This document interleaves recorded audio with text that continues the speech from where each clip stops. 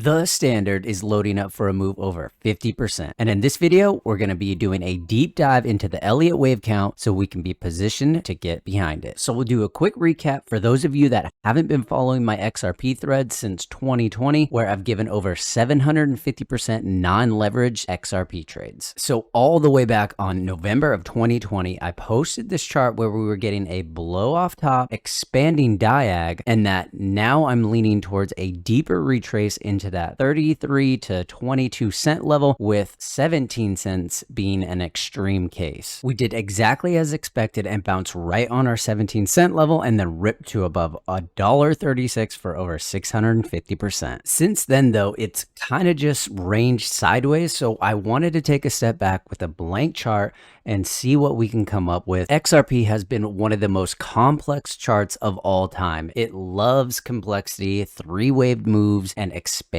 diags. So I came up with this count a few weeks ago and I posted it on my Twitter. I believed we got a sneaky expanding leading diag off the low for wave 1 or A with a deep 2 or B. I was looking for a continuation higher to complete an impulse off the low before getting a retrace we can get behind to target a move higher. We've since pushed about 17% higher and starting to shape up like an impulse off the low. So if our top is in and we start getting that retrace, we'll look for a three-wave move down into our micro support before targeting higher. And if we're simply targeting a one-to-one move, that means our first target is that 58-cent level, which is roughly 69% from our micro support. However, if it ends up being a 3 or even a strong C, we could get a move into that 87-cent level, which is 157%. But where does that leave us on the macro? Let's see if we can figure out where we might be headed and our ultimate price target for the next all-time high. Before we do, if you like the content so far, make sure to subscribe and hit the like button,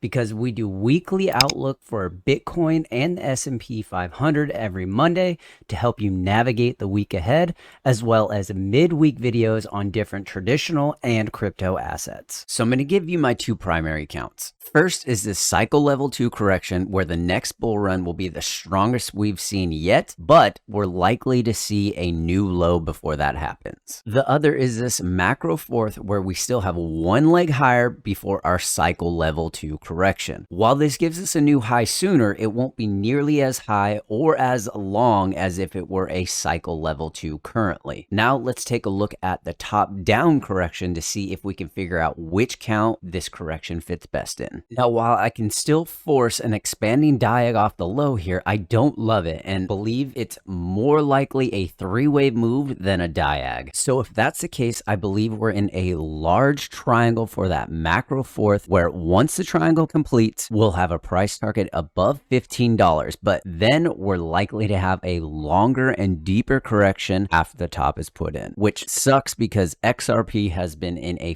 5-year bear market already. My preference, however bearish it might be in the midterm, is this simple zigzag correction where we're in a fourth of an expanding diag before giving us one more leg lower into that 6.7 cent level. I say this is my preference mainly because this allows us to have a sustained bull market afterwards, likely lasting multiple years and going well over $100. And when we think about it, this could play out relatively quickly. We could find that bottom within 2023 and then we're off to greener pastures. Either way, we have this 3-year C trade lining up for us to take advantage of a pretty significant move. But this also fits with our macro Bitcoin count. So click the video on the screen and watch Toot's last Bitcoin deep dive, where he goes over where Bitcoin is heading.